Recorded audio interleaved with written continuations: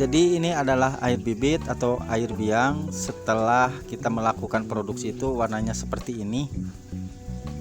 Ini belum didiamkan semalam, jadi sangat bagus sekali untuk proses pembuatan tahu yang nantinya itu hasilnya dari segi warna itu dia agak kekuning-kuningan seperti ini, dan tekstur tahunya juga kan agak empuk serta mekar, dan tentu rasanya juga sangat enak atau sangat gurih.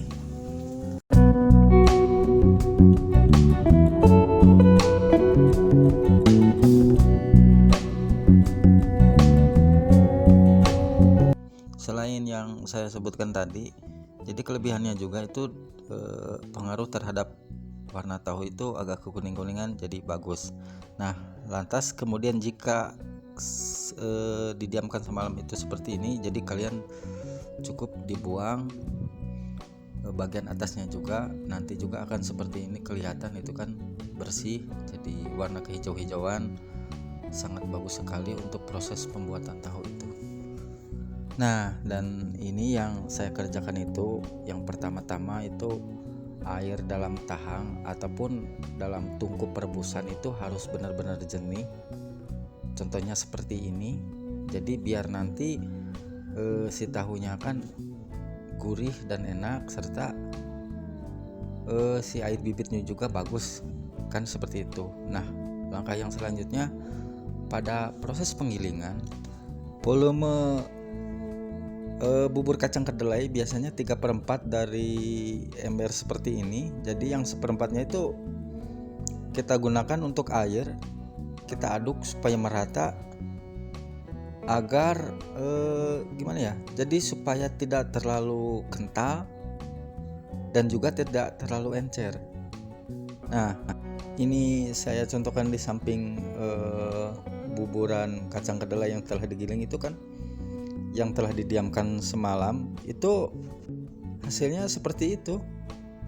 Andaikan si bubur kacang kedelai tadi yang sudah digiling kurang air, istilahnya dia itu buburannya kental, itu rata-rata ini sering terjadi. Kalau saya tidak tahu kalau kalian ya itu kalau tahang ukuran besar untuk proses pembibitan, dia itu akan berwarna agak kemerah-merahan, tidak seperti yang kekentalannya itu agak encer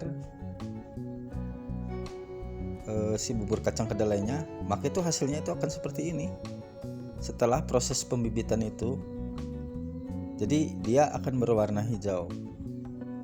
Nah, setelah dua proses tadi kita jalankan, tahap selanjutnya itu untuk proses pemasakan bubur kedelai di dalam tungku pemasakan ini. Jadi kita golakan itu bubur kacang kedelai itu, apinya itu benar-benar harus bagus. Nah, jadi seperti ini kan gambar di ini nih. Terlihat si bubur kacang kedelai itu kalau dimasak itu mendidihnya itu ke atas terus naik. Jadi jangan sampai belum juga naik si buburan kedelai yang dimasak itu, belum panas, lantas kemudian kita aduk, kocek, lalu kita jahit. Nah, itu permasalahannya itu kadang-kadang di dalam tahang itu, udah saya katakan tadi kan, jadi si air untuk air bibitnya itu sering terjadi agak kemerah-merahan. Jadi tidak hijau seperti yang terlihat itu.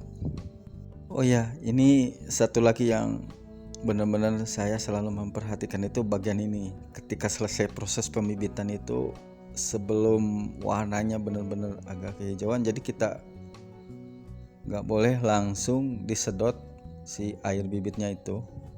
Biarkan dia mengendap dulu, lalu kemudian kita sedot.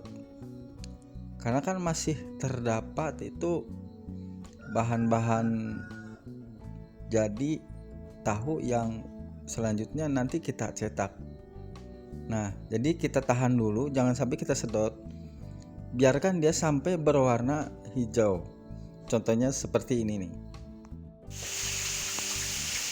Nah, jadi ini hasil akhirnya terlihat sudah air bibit itu warna hijau, jadi nggak merah-merahan. Ini tuh buat besok kita melakukan proses pembuatan tahu. Jadi seperti itu sangat bagus sekali untuk proses pembuatan tahu.